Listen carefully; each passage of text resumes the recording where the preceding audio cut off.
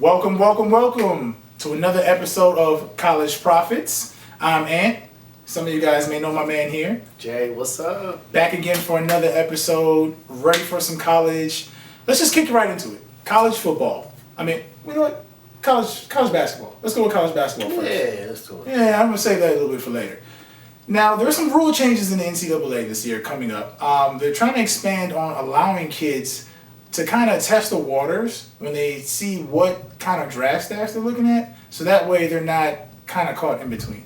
It's a tough position for some of these guys who are coming out. You maybe don't have the perfect family situation, or maybe from like urban areas. So for them, an opportunity to leave school early and to make some decent money for them and their families. There's a big lure there. Mm-hmm. But there's that trap. Right. If you declare for the draft, and you know what, you put your name in that hat, you sign with an agent, that's it. Pretty much. If your name isn't called, there are some guys who kind of have that sick feeling in the pit of their stomach in the green room, waiting for their name to get called, and it doesn't happen. Mm-hmm. So, kind of to try to avoid that unfortunate event, schools and policymakers are getting together to try to allow kids to test the waters, and if they don't sign with an agent, they can go ahead and come back to school. All right. I think from a logistical standpoint, it is a win for the kids. I think the kids should have a little power in terms of what they want to do with their college and professional career. Right. Because they do go hand in hand, especially with students able to leave a year after being out.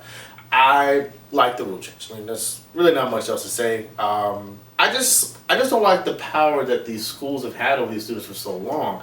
I don't think that necessarily the 1 year and done rule is necessarily a good play. But I do like this rule. I think this rule does allow for some flexibility so that if these kids they don't feel like they're ready, they can just stay in school. Just make that decision a little bit later instead of having to make it right there, just on the spot. That's a lot. Think about it. Especially if your team played deep into the tournament. You're coming off the tournament, you're coming off of a good year, and then you've got days to make for what for some is like a life-altering decision. Like, this is really important. Right. So these kids need some time to kind of gauge what they're working with as far as their skill set. Does that translate on the next level?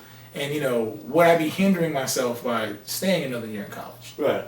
I think another thing as well, you got to think about it. It kind of translates to football in the sense that with college basketball, there's not much time between when the tournament's done and the draft. It's literally 2.5 months. Whereas you have college football, season's done second week of January. They have until end of April, May to make their decisions. So that also plays a factor as well. But We're going to get into that. Definitely, because college football's around the corner, and we'll be back with that after the break.